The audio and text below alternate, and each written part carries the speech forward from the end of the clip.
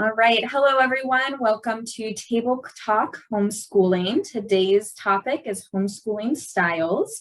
I have Lori and Angela here with me today. So hopefully you are tuning in to the recording, or if you come in a little bit later or watching this from the beginning, we're hopeful that you'll be able to learn some stuff from this. As always, I'm going to start off with the question, how did you make the decision to start homeschooling? Lori, you've answered before, but we're going to go ahead and start with you. Okay. So I have 6 children. All of mine are now graduated. I graduated my last one last year, so I'm officially retired from homeschooling, though I do teach homeschooling classes elsewhere. I have an education degree. And so I always thought I would be teaching anyway. I envisioned myself teaching in a classroom. But as we began to have our children, actually before we had our children, we knew several families that were homeschooling, and we were just delighted with their children. It just intrigued me. So even before my first son was born, I had in my mind, I might try this. And so we did, and then we kept going. I think one of the main reasons we wanted to do this is because we wanted to pass on our values and our faith. And that was one way that we felt like we can do that. So we just went and never stopped until last year. Great, thank you. Angela, how about you? Similar answer. I have a degree in education. I always thought I'd be teaching in the public schools where my kids would be going. And my husband and I talked about before we had kids, what we were going to do. And for us, it was just, passing on the values, having that family time, and getting to just work at your child's own pace. And give them, the gift of time is the phrase that we use, but just to really work on at their pace and their interests, and just learn together as a family. That's kind of my motto is, we're always learning, and learning never stops, no matter how old you are. Great. I do want to just state as well, for anyone who is watching, there are many homeschooling parents that do not have an education background. Yes. We have had previous panels with homeschooling parents that did not have any educational background. Some didn't even have a college degree. So don't feel that you have to have that educational background in order to move forward with homeschooling. Definitely. All right. So probably going to start this question off with Angela, just because you are currently homeschooling. Okay. But Lori, chime in with how you used to homeschool. But yep. Angela, how do you currently homeschool? Like, what is the style that you kind of use? Well, I always figured we'd have a homeschool room in the house, and we'd have little tables and chairs, and all of that stuff. And that was more of, I think, coming from my background of trying to recreate school in the home. And that's not what homeschooling is about. So now we just, I guess if we want to label it, I'm more of an eclectic kind of style, Charlotte Mason, a little bit of everything. I kind of just pull, I don't have a certain curriculum that I follow. But we don't, learning doesn't just happen like at a desk or at a table. I have to schedule time for us to be home because there's so much to do and learn out in the world. So I like using the word eclectic because that's just a little bit of everything, and I don't really have to put a label on what we do. But I do find that we lean towards Charlotte Mason, if people know what that means. That's more, like the nature aspect and stuff that goes with Charlotte Mason and things like that. But I'm not sold on any one particular way of learning. And I think it depends on your child too, of how they learn. And then also, how do you best teach? It's a complicated equation here, because just because I can teach better one way doesn't mean my child learns that way. So, and it can change year to year too, as the children get older.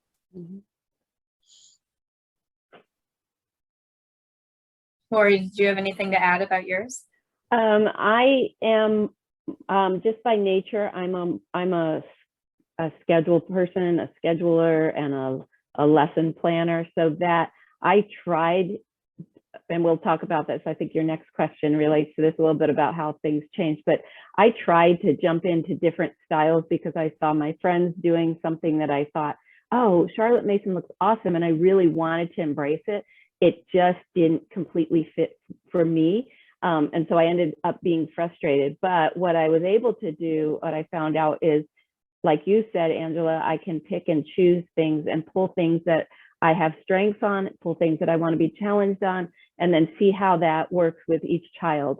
So I would say I taught from a literature-based curriculum. So we did use what you would call real books. So the literature books and the books that are on your shelf in the library, we would use to kind of be the base of our studies in history, touching on science sometimes in our writing. But I also did use some textbooks, math, we used textbooks, and was also open to some workbooks even and worksheets. So, you know, after the first couple of years, I kind of found where my comfort zone was and where I was able to manage. So. So generally, how many styles do you guys think that you tried before finding your groove? I think I still use a lot from a lot of the different styles. We're not big on textbooks either. Like living books is a term too. So math is kind of, I mean, don't need to have a textbook, but we have a textbook for math. I think a lot of new homeschoolers are surprised where, you know, I say I don't do a lot of textbooks, you know, and especially if they're coming from the public schools, they're like, what? Like, how do you learn? You know, and the library has just been a huge part of our homeschooling. But I mean, not even knowing what all the labels were at the beginning, I've probably touched on almost all, you know, you've got, you know, classical, there's Thomas Jefferson, there's just a whole bunch of things out there. So I probably dabble in maybe all of them a little bit. Yeah, I think I'm the same. In my very first year of teaching, I guess my son was kindergarten, first grade, and I was a little bit afraid that I was going to miss spot, you know, I was going to miss something and I wasn't going to get this right, even though I have an education background. It's completely different, you know. Yep. So okay, it's not an online school because way back in the day, we're talking 25 plus years ago, it was a correspondence school. And so it was a school where they had a teacher who they never saw, but they would send their papers in, she would correct them and mail them back, kind of a tedious thing back in the day, but it made me feel like I had somebody over me that was helping and guiding. But after a year or two of that, I was a little bit frustrated with having the distance and that whole, you know, there's another level of stress there of having to be accountable to somebody and get your stuff done. And I thought, I can do this. I can do this on my own. And again, I had friends who were doing all sorts of different styles. So yeah, I tried different things. I don't even have a number either of how many I tried. But it wasn't like we were, oh, let's just switch this up in November and we're just going to change everything. You know, I had a plan every year, and that was my summer was spent, you know, what are we going to do? And let's gather our things and prepare. Did you guys ever end up switching mid-year or anything like that because of how your kids were responding to how you were teaching? For me, I didn't end up I wouldn't say I would switch a whole curriculum or a whole style, but there were definitely a couple of times where there was one where the math textbook was just not going over for my son. And I did have to switch, and I had to be willing to kind of do that, which is a hard thing because I've spent money on it. I've invested in it. And so you're in denial for a little while, but you need those people saying, it's okay, you can do this. You can switch, they'll be all right. And it was for the better. Not for me. Like I might have added things to kind of make it work better, or, you know, maybe go at a different pace.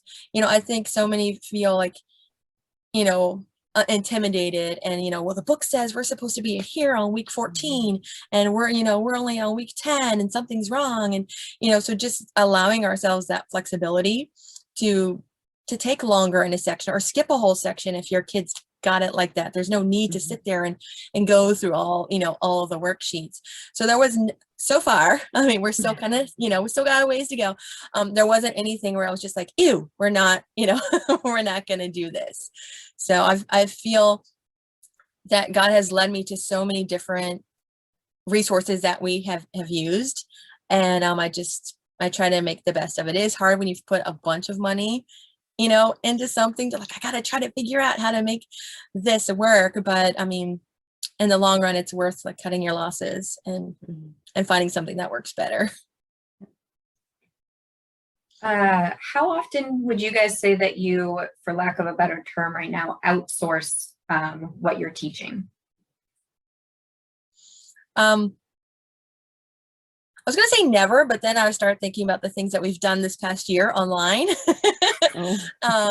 So, I mean, I would almost count field trips as outsourcing in a way. We won't get into that too much today. But you can learn a lot just from going somewhere for 2 hours, and someone talking. We've done an art. I don't know if I'm allowed to say names of companies on here. Okay. Creativity School with Ari Chung. I don't know if you have any of his books in your library, Holly. I am not sure. Yeah, but so he started something at the beginning of the pandemic, and so we've been continuing with that. My girls love art, but we never really did anything formal. So this is really cool to work with different artists and illustrators and even authors for them. And then we're also doing art history kids, I think it's called, with Lotus, and they love that too. And so sometimes it's just hard to want to fit all the different, music appreciation. We've done some stuff online with that. Not so much I don't feel like I can't do it. It's just the time of, getting the resources and things like that. So I guess those would be the things that we've outsourced. So when my first two were younger, so let's say first, second, third grade, I tried to do different co-ops that were in the area for them just to get them acclimated to being around other kids. And for me, that didn't work at that age because I also had other little kids. So like I said, I had 6 kids. So for me, I realized being out of the house when I've got all these little kids, that did not work for me. So I pretty much stayed at home, not stayed at home, like you said, we did field trips and whatnot, and play dates and learn dates and things like that. But as far as formally outsourcing, probably when my children were 5th and 6th grade, we did find some co-ops. And actually my younger children benefited more because with the older ones older, the younger ones were able to go younger into the co-op. And definitely by the time they got to 7th grade, we were outsourcing. I would find classes, our church offered some, and then we began classes at CHES, which is Community Home Educational Support Services.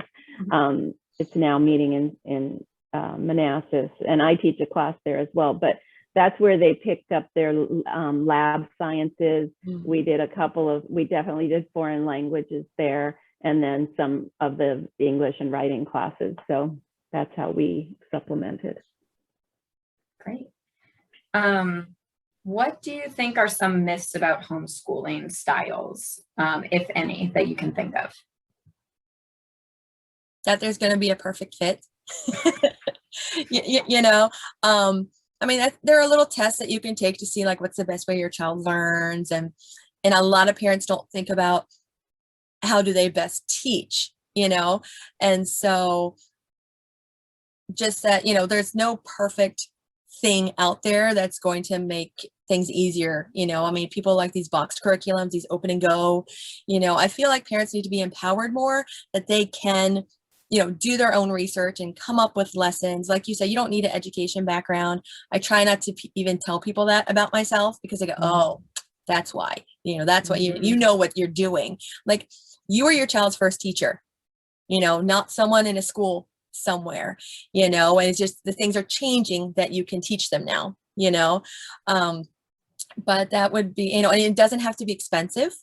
That's another thing, oh, the more expensive it is, the better that it is. That's not true. There are a lot of free resources out there. So, I think a lot of us are single income families, not all of us, but, for homeschooling.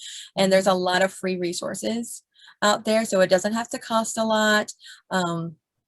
You do kind of have to see what works for you and for your family, and not to just be set on this is what we're going to use forever, with our homeschooling journey, because it might not work. And it's like, to me, it feels like trying to put a square peg in a round hole.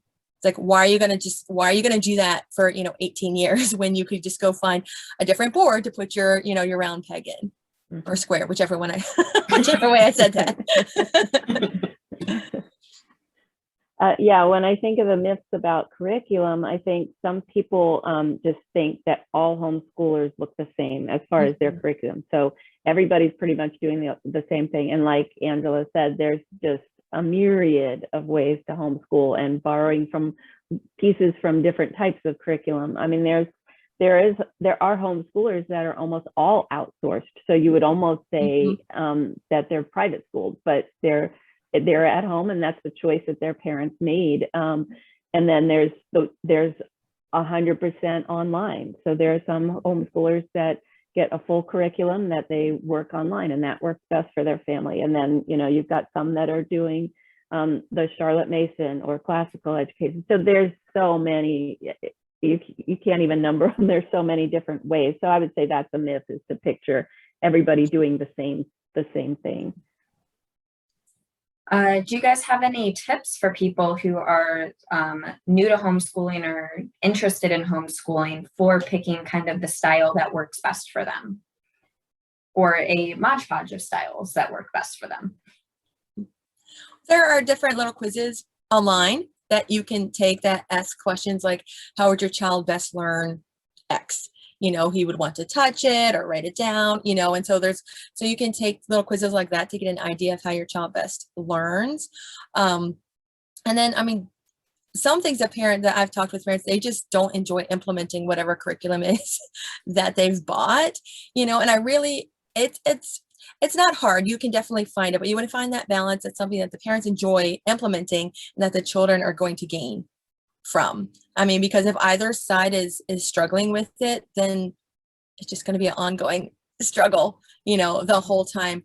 So definitely, there's so much online that I think it's intimidating to people. Because like, oh, just Google it, and then you come up with, 10,000 things or more, for Charlotte Mason. It's like, where do I start? I think getting in touch with people who do homeschool and just talking, and not thinking you have to do it the way that they say, because we all have different experiences, but maybe they can guide you to more of those better websites or things, so you're not, going through 10,000 things, because it can just be very, very overwhelming. Books at the library, if you see a curriculum that you're interested in. I forget which library it was, but they even had workbooks for someone, like they have the Bob books. And so different things that you can look at, the Life of Fred, things that you can look before actually purchasing them, or just check them out, from the library. So there are a lot of ways that you can kind of touch and see things before like committing to it. And I know before the pandemic, there was the HEAV convention where, and I believe that was in Richmond, where you could go and just look at myriads of curriculum, which that can be overwhelming too. But if you at least have in your mind what some key names of curriculum that you've heard of that you might be interested, it does help to get your hands on it and to look at it. And also, like Angela said, I would say find people that are doing it, and maybe ask to shadow them for a day, or have them kind of just let you take a peek at what they're doing and see, oh, that definitely is not going to fit my personality, or yeah, I tend to be more like that. And then you can kind of get a head start, maybe just a foot in there. Makes sense. What do you guys think that your children would have to say about the styles of homeschooling? Well, it's funny, I thought I was going to have this very like prim and proper, we sit down at this time and, we have more of a schedule, it's not like math happens at 10, you know, and it's funny because like one day, like, we used to sit down more like preschool kind of thing and do things. And we kind of get to more where life schooling is a term where we're just kind of learning and, our everyday kind of thing. So we might not even crack open the math book, today or whatever. And I remember my oldest saying, we didn't do any school today, and I'm like, what are you talking about? And I don't even like that term like school or homeschooling, because it's like learning to me is just a lifelong thing, so when people say, do you homeschool year round? I say, we learn year round, I mean, to me, it's different. I mean, it could be splitting hairs, but, I said, what do you mean we didn't learn anything today? And I start pointing out, like, when we baked, we had to double the recipe. I said, you were doing math. And I started kind of pointing out all the different things. You were reading for fun. We did this, comprehension questions after we watched a video, and started pointing out all the different things. And she was like, wow, all that was learning, And so like, to me, I was just like, I was so happy because that's what I want to instill in them. It's not this chore that we do. Oh, let's get out our math books, kind of thing. It's something that we really can enjoy for our entire lives. And, when they're younger, sometimes there are things they have to do, or, why do I have to learn this, kind of thing. But, just we're setting that strong foundation. So, when you get old, you'll know how to research your own stuff. And, everything on Google is not true. And just kind of just ask your phone, what is the length of and especially now we have so many things at our fingertips.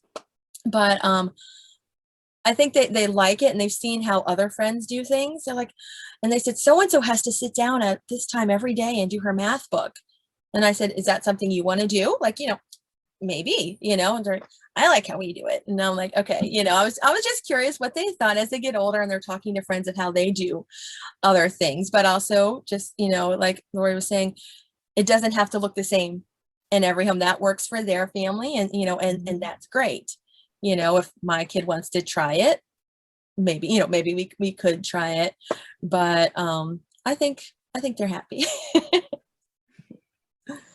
So I would probably get 6 different answers from mine, and depending on which age they are at. So there were some that definitely needed to have that box to check, where they needed to know, oh, how much am I doing? Am I done? Am I finished? Mm-hmm. And then there were some that were just like, I just want to go free for all, I just want to go do my thing. And so when you have that many children, I can't teach both ways, so it's like, we definitely had to do a balance.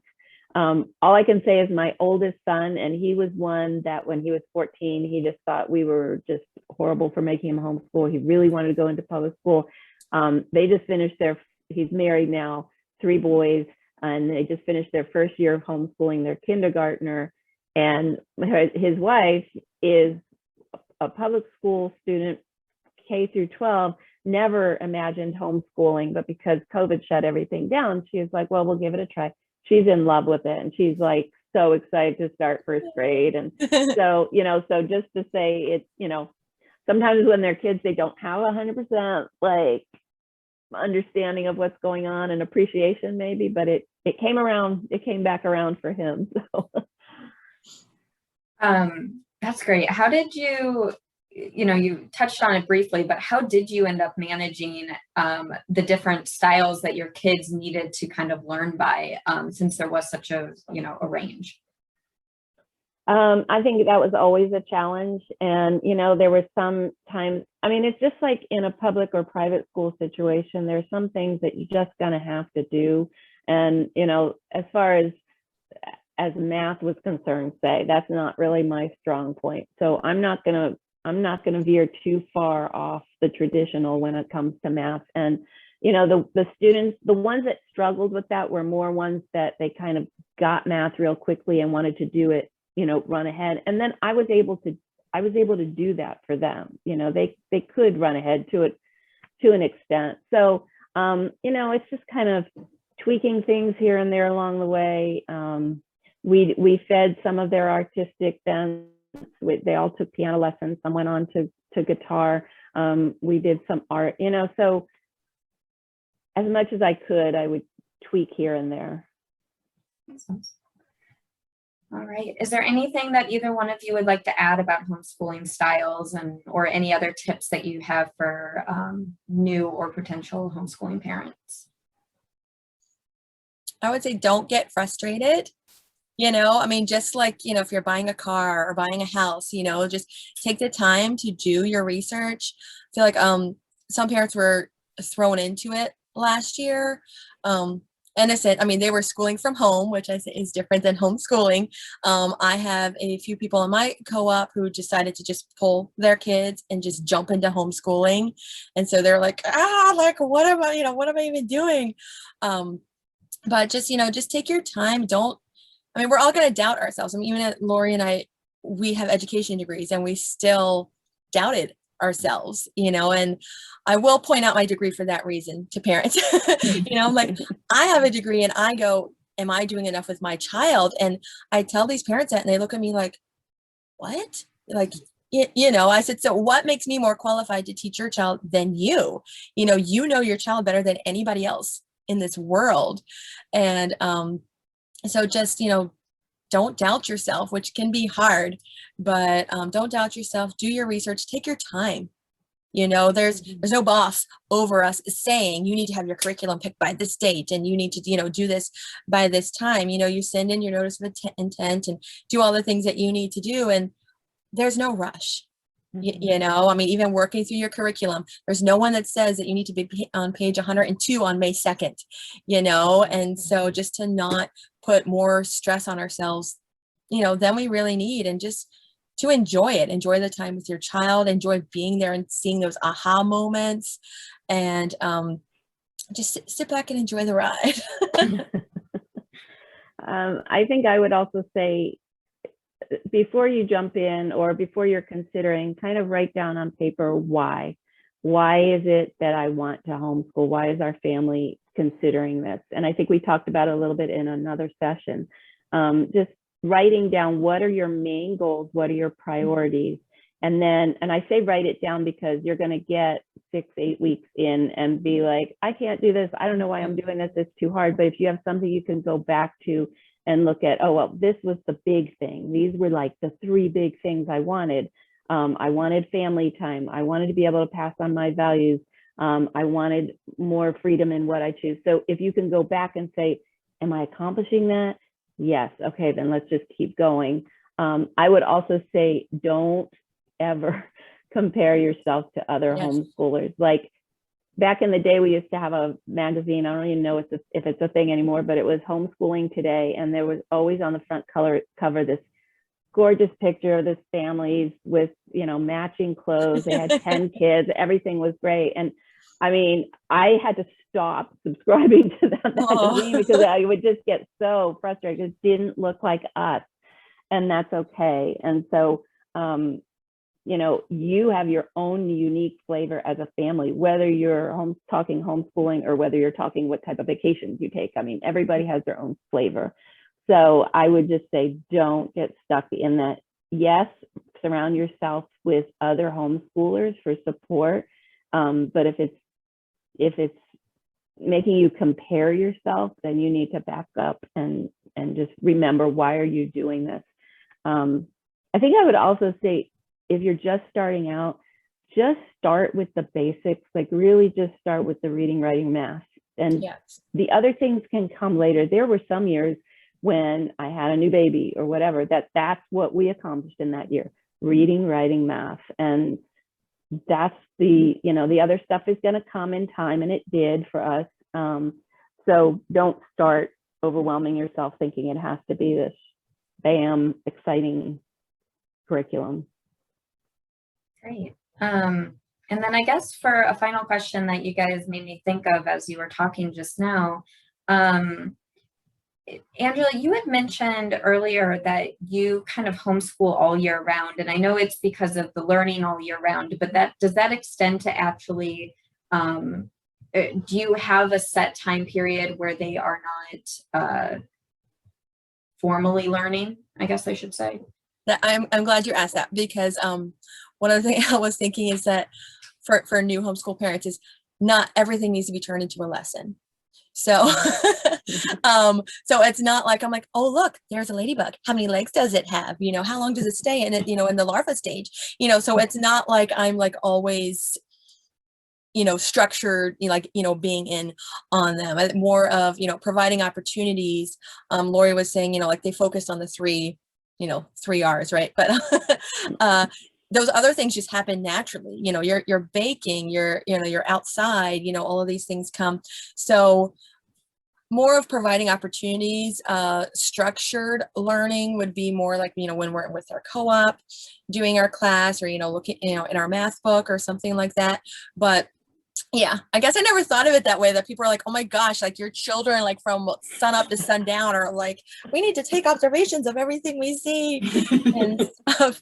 But, you know, if they ask me a question and I said, well, let's go, I'm still a book person, you know, not running to Google. Like, we have a book on ants. Let's go get our book on ants and see if we can, you know, find that in our book. I mean, because if electricity goes out, books still work, right? Your phone and the internet don't. So trying to instill in them, you know, to kind of go to books first, but more of just, you know, kind of following their lead, you know, of what they're interested in. You know, if my daughter's like, I want to paint this, but will this paint stick on the, you know, or whatever, and just kind of helping them explore their questions and teaching them how to ask questions and how to find the answers themselves, and not always relying on, I mean, you're relying on other people's gathering of information, you know, when you're looking at books and stuff like that, but not just coming up and asking, you know, someone else to answer it for you, you know, if that makes sense. So the structured time during our days is very small.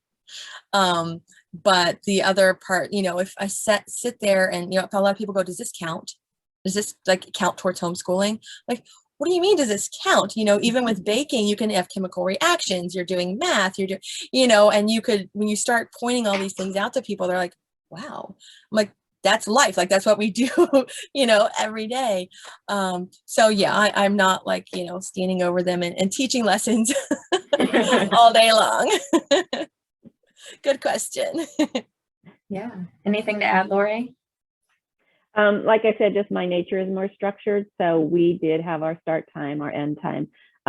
When my first two were younger, I tried to go throughout the summer, officially homeschooling and doing our lessons, but I found I needed the break. I needed the reset. I needed the time to research for the next year. And we live in a neighborhood, so they had made friends with the neighbors, and, you know, their friends got used to coming over and me saying, they can't play right now, they're doing school. But it got to be like, okay, summer, we just need to take a break. And so that's where I landed. Plus, as they got older as well, the junior high school, they were in co-ops that ran on a school year basis. So it just happened naturally for us. Makes sense. All right. Well, thank you both so much. We're gonna call it an end. The next week is June 3rd. That will be our next session, and the topic is going to be socialization and extracurriculars. So please tune in.